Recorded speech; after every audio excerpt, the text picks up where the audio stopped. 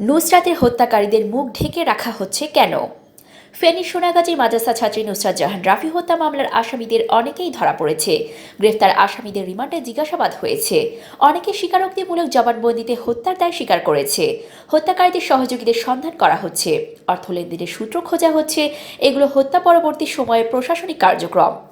এই কার্যক্রমের সূত্র ধরে আদালতে তদন্ত প্রতিবেদন দেওয়া হবে। সেই প্রতিবেদনের সূত্র ধরে বিচারিক প্রক্রিয়া এগিয়ে যাবে। আইনমন্ত্রী আনিসুল হকের প্রতিশ্রুতি অনুযায়ী হয়তো এই বিচার দ্রুত বিচার ট্রাইব্যুনালে সম্পন্ন হবে। আশা করা যায় দ্রুততার সঙ্গে হবে এই রায়। রায় কি হবে এ নিয়ে আগাম কিছু বলা যায় না, উচিত না। তবে আশা করি অপরাধীরা শাস্তি পাবে।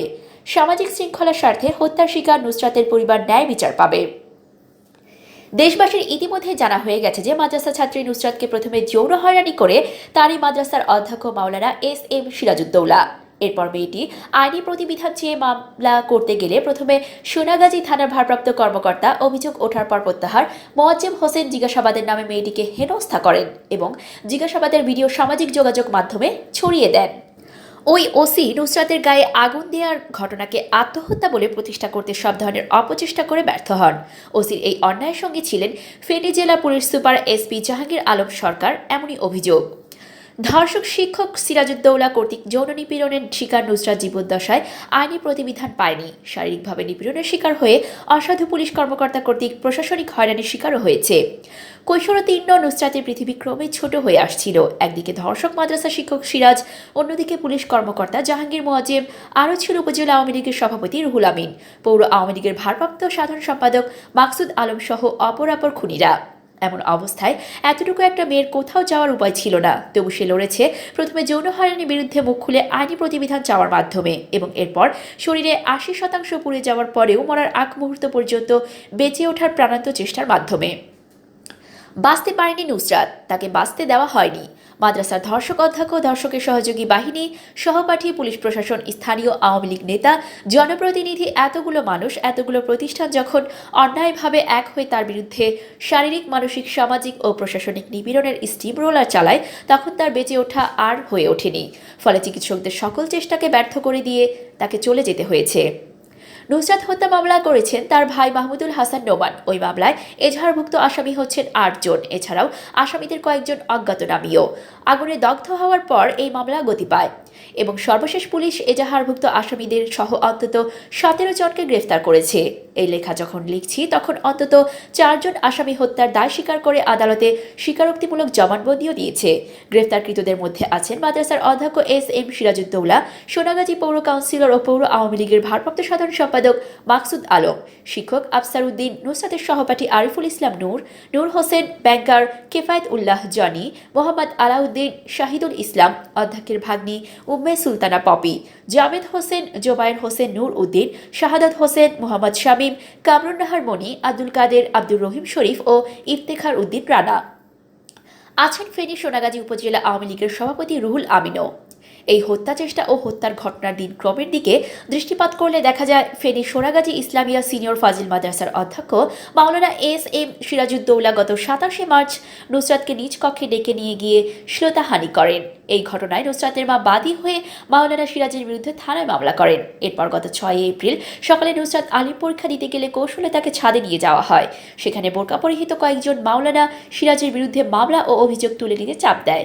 তাদের সেই অন্যায় চাপ নতি স্বীকার না করলে তারা তার গায়ে আগুন দিয়ে পালিয়ে যায়। মুমূর্ষ অবস্থায় প্রথমে ফেনী হাসপাতালে ভর্তি করা হয়। এরপর তাকে ঢাকা মেডিকেল কলেজের বার্ন অ্যান্ড প্লাস্টিক সার্জারি ইউনিটে ভর্তি করা হয় এবং সেখানে চিকিৎসাধীন অবস্থায় গত ১০ এপ্রিল মারা যায় নুসরাত। নুসরাতের এই মৃত্যুতে সারা দেশে প্রতিবাদের ঝড় উঠেছে। বিভিন্ন শ্রেণীর পেশার মানুষ এই হত্যাকাণ্ডের দ্রুত ও দৃষ্টান্তমূলক শাস্তি দাবি করেছেন। এই প্রতিবাদগুলো আমাদের জন্য নতুন কিছু নয়। ধর্ষণ ও নারী শিশু নিপীড়নের যে কোনো ঘটনা দেশে আলোচিত হলে এভাবেই মানুষ জেগে ওঠে, প্রতিবাদী হয়। কিন্তু এই প্রতিবাদ আলোচনা একটা সময় থেমে গেলেও নারী নিপীড়নগুলো থামে না। বিভিন্ন সংস্থার প্রতিবেদনের সে প্রমাণই মেলে। এবছরের প্রথম ৪ মাসে এপ্রিল চলমান ধর্ষণের ঘটনা ঘটেছে শতাধিক। চলতি মাসের প্রথম ১৫ দিনে সারা দেশে ৪৭ শিশু ধর্ষণ চেষ্টা ও যৌন হয়রানির শিকার হয়েছে। গত ১৭ এপ্রিল এক বিবৃতিতে এই তথ্য প্রকাশ করেছে মানুষের জন্য ফাউন্ডেশন MJF। সংগঠনটি জানায় ২ থেকে ১৬ এপ্রিল পর্যন্ত ৬টি জাতীয় দৈনিকে প্রকাশিত সংবাদ বিশ্লেষণ করে এই তথ্য পাওয়া গেছে। তারা জানায় এই 15 দিনে সারা দেশে 47 শিশু ধর্ষণ চেষ্টা ও যৌন হয়রানির শিকার হয়েছে।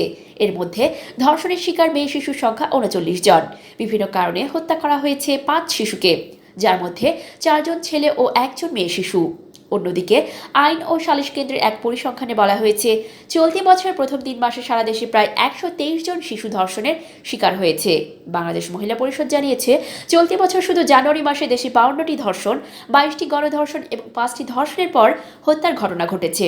গত 4 ফেব্রুয়ারি এক সংবাদ সম্মেলনে সংগঠনটি আরও জানায়, 2018 সালে 942টি ধর্ষণের ঘটনা ঘটে সারা দেশে।